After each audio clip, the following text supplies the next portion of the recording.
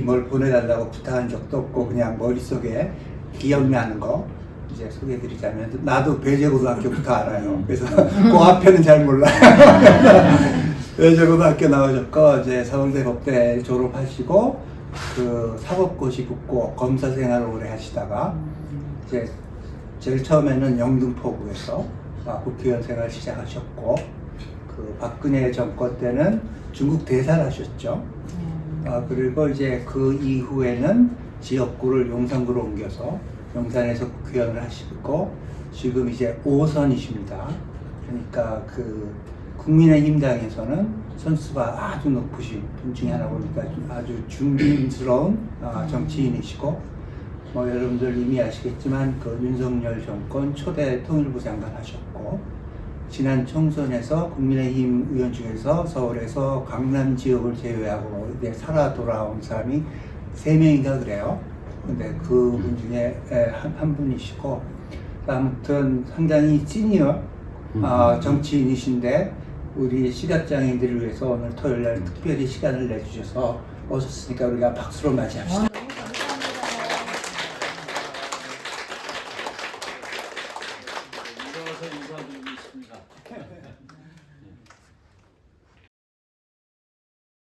그때 저한테 많은 사람들이 그런 얘기를 했어요. 당신같이 멀쩡한 사람이 왜 정치를 하려고 그러냐. 뭐 이 정치는 이상한 분들이나 하는 거지 정상적인 사람이 왜 이렇게 정치를 하려고 그러냐 이런 얘기를 했어요. 그래서 사실은 저도 검사 시절에 요즘도 국정감사 철이라서 국정감사 저도 하고 있는데 국정감사 때 일부 의원들이 와서 하는 모습을 보면은 저 사람들이 도대체 국회의원으로서 우리나라의 중요한 정책을 결정하고 우리나라의 어떤 노선을 결정하고 이러는 거 맞나 저런 종류의 사람들 수준을 가지고 하는 게 맞나 이런 생각을 하고 그랬던 기억이 있었는데 이제 그럼에도 불구하고 제가 그 정치를 하겠다고 생각한 이유는 정치가 우리나라에서 차지하는 뭐 다른 나라도 비슷하겠습니다만 특히 우리나라 같이 여러 가지 그 주변 환경이 그러니까 경제적인 환경이든 안보적인 환경이든 그렇게 녹록치 않은 입장에서 그러니까 누군가 이렇게 우리나라를 앞장서서 좀 끌어갈 세력이 필요한데 그게 그러니까 일반 뭐 사기업이라든지 민간 영역의 엘리트들 같은 경우 다 이렇게 뿔뿔이 흩어져 있고 각자 또 자기 영역에서의 이해관계가 있기 때문에 그 사람들이 시장이 이 조정해 주는 대로 그 사람들의 그 능력을 갖다가 집합을 시켜서 우리나라를 끌어가는 힘을 만드는 거는 그렇게 쉽지는 않은 일이고 여전히 이 퍼블릭 섹터 공직에 있는 사람들이 이끌어 나가야 되는데 되게 공직도 저는 검사라는 공직이 비교적 그러니까 좀 이렇게 좁은 분야의 공직이긴 하지만 그 분야에서 느낀 부분이 이게 결국은 그러니까 이 정치가 잘 되지 않으면 검찰도 잘 될 수가 없다. 제가 그러니까 DJ 정부로 바뀐 뒤에 DJ가 그런 말씀을 하셨어요. 이게 검찰이 바로 서야 나라가 바로 쓴다 이런 얘기를 하셨는데 그 그러니까 바뀐 초기의 모습을 보면서는 정치가 바로 서야지 검찰도 바로 쓴다 이런 생각이 들더라고요.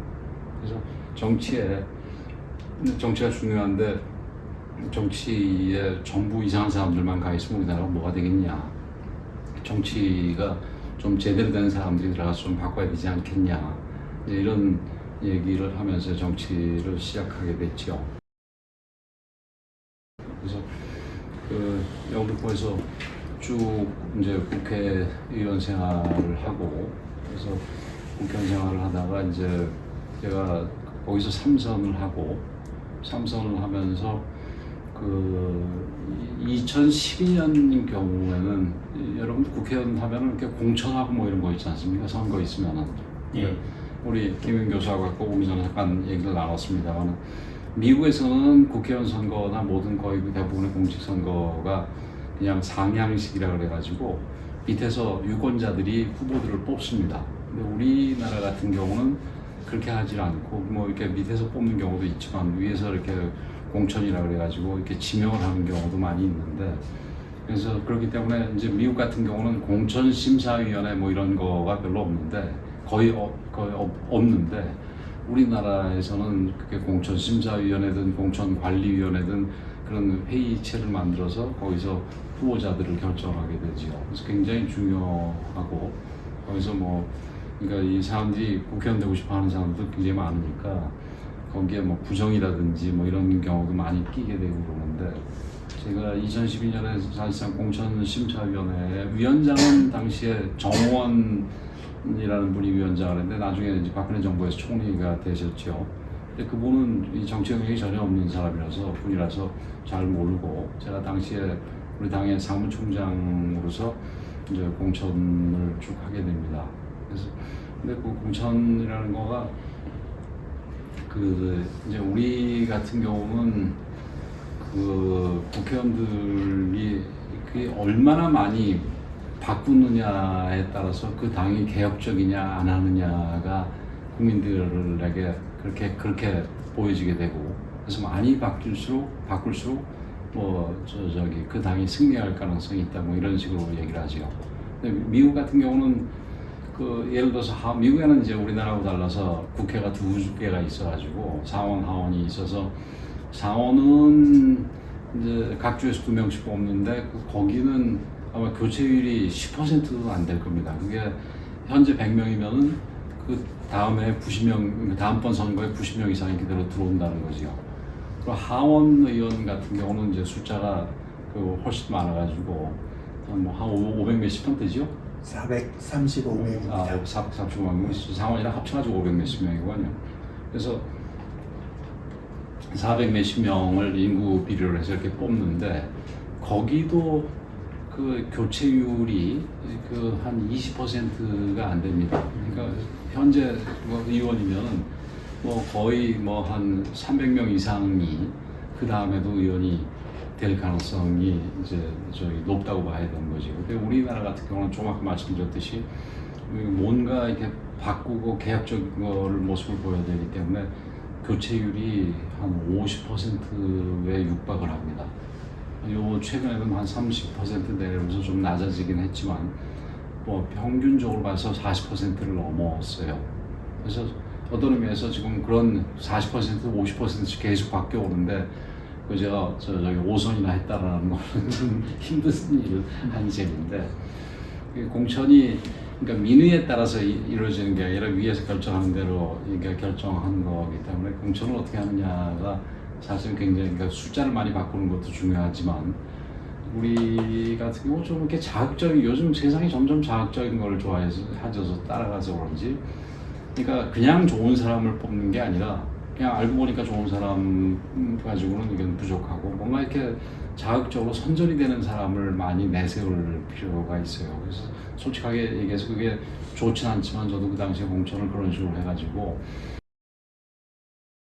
또 우리 정치에 우리 정치와 정치 여론에 약간의 저는 문제라고 생각하는 부분, 제 개인적으로는 그런 부분을 말씀드리고 싶은 게 우리 유권자들이 사실은 그 지역에서 사람을 뽑아놓고 그 사람이 국회의원 같은 경우는 구의원이나 시의원이라든가 구청장하고 달라가지고 중앙 정치에 의해서 그러니까 우리 지역의 대표로 가서 중앙 정치를 잘하는 거를 기대를 하고 중앙 정치에서 굉장히 중요한 역할을 하면은 우리 지역 출신 정치인이 저렇게 나가서 잘하고 있다 이렇게 자부심을 느끼는 게 아니라 좀 제가 그건 좀 아쉽게 생각하는 부분인데 넌 그렇게 중앙에서 열심히 할 거면은 중앙에서 비례대표 하든지 거기서 놀고 우리는 우리하고 이렇게 호흡을 하고 또 우리 지역에 예산 많이 갖다 주고 우리 지역 일 많이 하는 그런 국회의원 원한다 이런 경우가 좀 아쉽게도 더 많아요.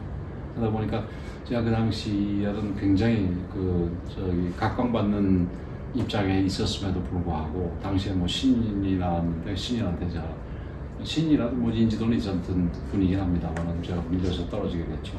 이게 사실은 이 국회의원이 이게 국가를 위한 일을 할 것이냐 지역을 위한 일을 할 것이냐 이런 부분은 이게 굉장히 오래된 문제입니다. 우리 김혜민 교수 여기 전문가가 계신데 이게 저기 제가 예련 얘기하기가 조심스럽습니다만은 그러니까 이런 민주 정치가 언제부터 누가 어디서부터 시작이 됐냐 얘기하면 보통 영국 얘기하지 않습니까? 그 영국에서도 벌써 1800년대, 1700년도, 800년대에 에드먼드 버크라는 사람이 그런 이 갈등에 대해서 이 국회의원이 이 국정을 하는 사람이냐 아니면 지역 주민의 그러니까 구체적인 의사를 대표해야 되느냐 이런 부분에 대해서 갈등하면서 이 문제를 제기했던 걸 제가 봤는데 그건 여전히 유효합니다. 근데 제가 생각할 때 지역에서 유권자들의 표를 받아가지고 당선이 되는 거기 때문에 지역 일을 어느 정도 해야 되는 거는 맞지만 제가 생각할 때는 역시 이 중앙에 가서 일을 하는 사람들이니까 우리 국민들이 그러니까 지방과 관련해서 지역 발전 예를 들어서 뭐 어디에 뭐 저기 횡단보도 설치도 하고 어디에 뭐 도로를 좀 더 잘 깔고 어디에 열선도 더 잘 깔고 뭐 이런 부분들 어디에 공공시설을 좀 갖다 놓고 이런 부분들은 그러니까 구의원, 시의원, 구청장, 서울시장 이런 사람들한테 맡기고 이 국회의원들 같은 경우는 중앙에서 제대로 된 정치를 하는지 그다음에 제대로 된 국가 정책을 하는지 이런 거 기준으로 판단하는 게 좀 한 7대3 비율로 좀 더 비중을 두는 게 맞지 않겠나 10대3 이상으로 이렇게 생각합니다.